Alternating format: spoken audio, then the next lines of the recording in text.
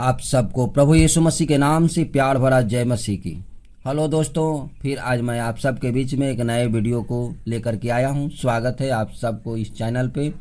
मैं आशा करता हूं कि आज के वीडियो से प्रभु आप सबको ढेर सारे आशीष को देंगे।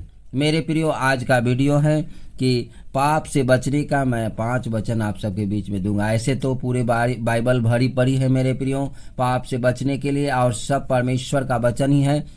लेकिन मेरे प्रियो दोस्तों, उसी में से मैं 5 वचन आप सबके बीच में आज लाया हूं, जो मैं आशा करता हूं कि जब आप इस 5 वचनों को निरंतर सुनेंगे और 5 वचनों को निरंतर पढ़ेंगे और प्रार्थना करेंगे तो आप पाप से जरूर बचे रहेंगे, और आपको पाप से बचने में ये वचन आपको मदद करेगी। तो मेरे प्रियो, जैसा कि हम सब जानते हैं कि हम सब से कुछ न कुछ गलतियां हो जाती है। जैसा कि हम देखते हैं कि आदम और हव्वा, उसने बहुत बड़ा पाप नहीं किया था मेरे प्रियो, लेकिन फिर भी उन्होंने परमेश्वर की आज्ञा को तोड़ दिया था।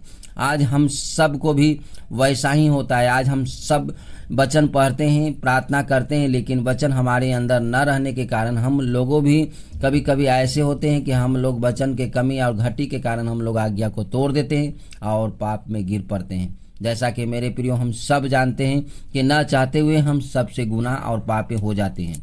तो आज का जो ये वचन है, आज का जो ये प्रभु का पवित्र वचन है, इस वचन को पढ़ेंगे और प्रार्थना करेंगे तो मैं आशा करता हूं कि आप पाप से बचे रहेंगे। गुनाह से बचने में आपको ये वचन आपको मदद करेगा।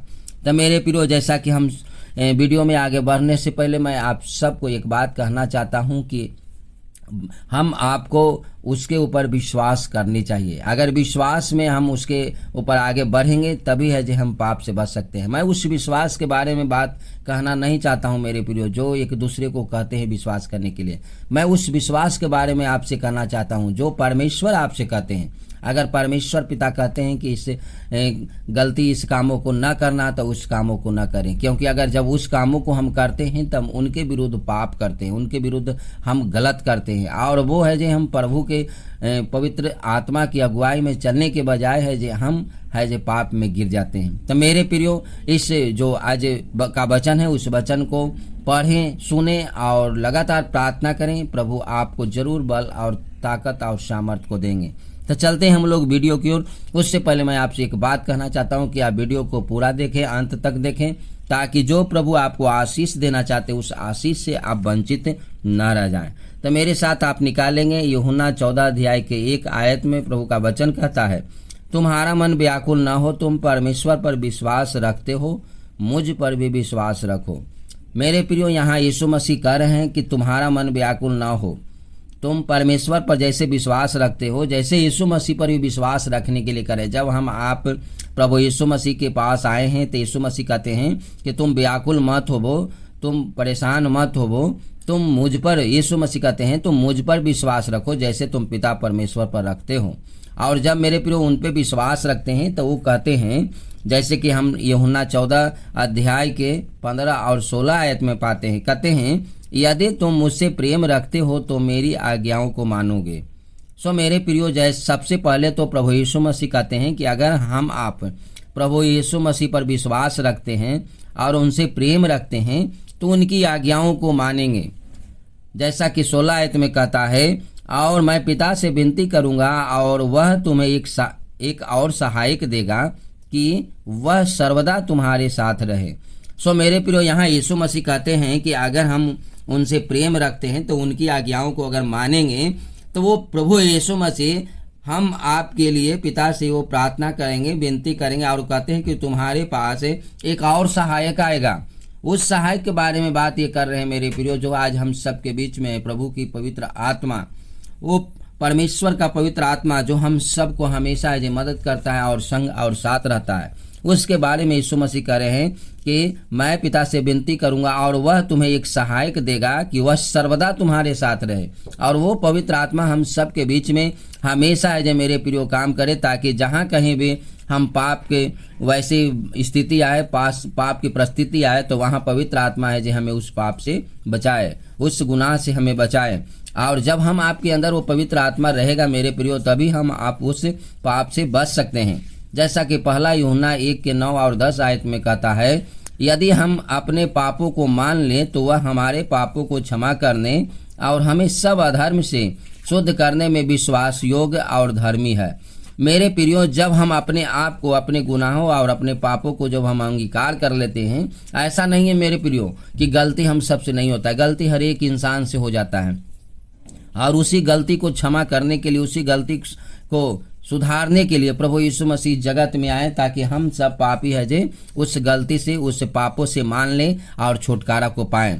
तो जब हम अपने आप को, पापों को हम जब मान लेते हैं, तभी वो हमारा पाप क्षमा करने के लिए प्रभु बोलते हैं, और हमारा जो अधर्म है वो भी है जे शुद्ध करते हैं। और जब हम विश्वास करते हैं तभी हमें प्रभु धर्मी भी ठहराते हैं। जैसा कि 10 आयत में कहते हैं, यदि हम कहें कि हमने पाप नहीं किया तो उसे झूठा ठहराते हैं और उसका वचन हम में नहीं है। और मेरे प्रियो, अगर हम अपने आप को गलती करते हैं और फिर भी कहते हैं कि मैं पाप नहीं करता हूँ, मैं गुनाह मुझसे नहीं होता है, तो हम प्रभु के वचन को झूठा ठहराते हैं और अपने प्रभु यीशु मसीह को भी हम झूठा ठहराते हैं और हम खुद पापी बन जाते हैं।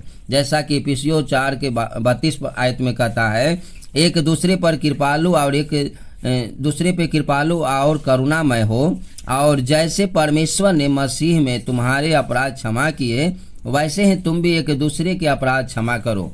मेरे प्रियो, यहाँ वचन स्पष्ट कहता है, परमेश्वर ने स्पष्ट कहा है, मेरे प्यारे प्रभु यीशु मसीह स्पष्ट कहा है कि एक दूसरे के साथ कृपालु होने के लिए और एक दूसरे के साथ करुणामय होने के लिए, और जैसे परमेश्वर ने मसीह में हमारे और आपको अपराधों को क्षमा किया है, वैसे ही हमें भी एक दूसरे के अपराध को क्षमा करने के लिए, और पिता परमेश्वर ने हमारे आपको अपराधों को मसीह यीशु में क्षमा किया है, मसीह यीशु के द्वारा हमारे आपको अपराधों को क्षमा मिला है। वैसे ही वचन कहता है कि तू भी एक दूसरे को अपराधों को क्षमा करो।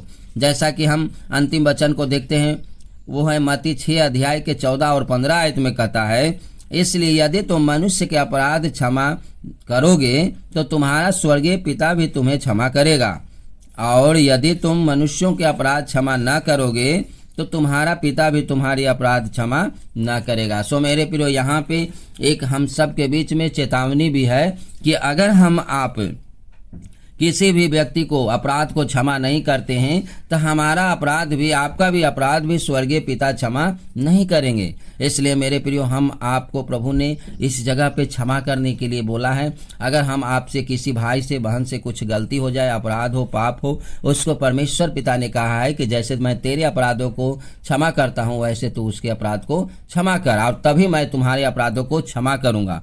तब मेरे प्रियो, अगर आपसे गलती कुछ हो जाता है, कोई गुनाह हो जाता है, कोई पाप हो जाता है, तो वो है जो प्रभु के चरणों में बैठें और इन वचनों को पढ़ें और प्रार्थना करें, क्योंकि प्रभु ने कहा है कि तुम्हें मैं एक सहायक दूंगा, पिता एक सहायक देंगे जो सर्वदा तुम्हारी अजय सुरक्षा करेगा और तुम्हारी अगुवाई करेगा।